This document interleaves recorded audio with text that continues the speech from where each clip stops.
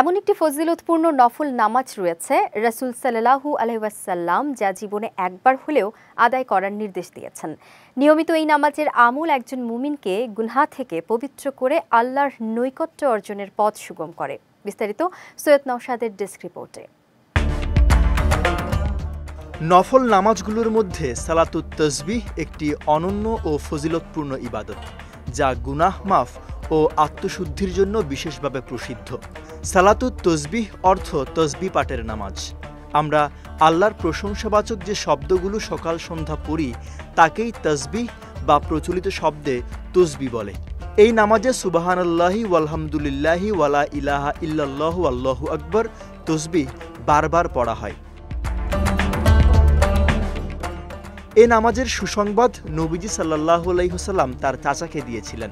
আব্দুল্লাহ ইবনে আব্বাস রাদিয়াল্লাহু তাআলা আনহুর বরাতে হাদিসে আছে, একদিন নবী সাল্লাল্লাহু আলাইহি ওয়াসাল্লাম আমার পিতা আব্বাস ইবনে আব্দুল মুত্তালিব রাদিয়াল্লাহু তাআলা আনহুকে বললেন, চাচাজান, আমি কি আপনাকে উত্তম তসবিহ শিক্ষা দেব না?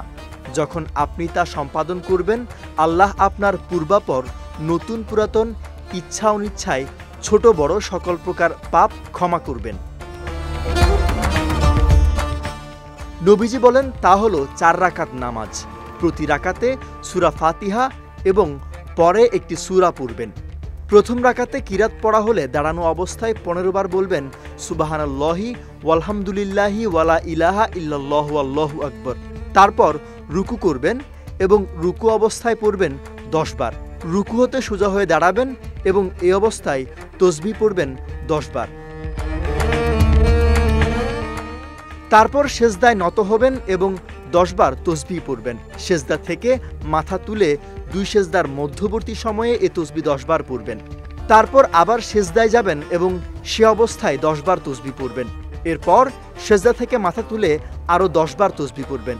এভাবে প্রতি রাকাতে সুবহানাল্লাহি ওয়ালহামদুলিল্লাহি ওয়ালা ইলাহা ইল্লাল্লাহু আল্লাহু আকবার তসবিহটি 75 বার পড়া হবে।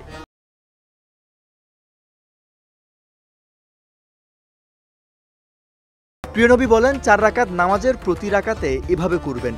যদি প্রতিদিন একবার এই নামাজ পড়তে পারেন পড়বেন, না হলে প্রতি জুমার দিন একবার পড়বেন। তাও না পারলে প্রতি মাসে একবার পড়বেন, তাও না হলে বছরে একবার পড়বেন, এবং তাও যদি না পারেন তবে জীবনে অন্তত একবার পড়বেন।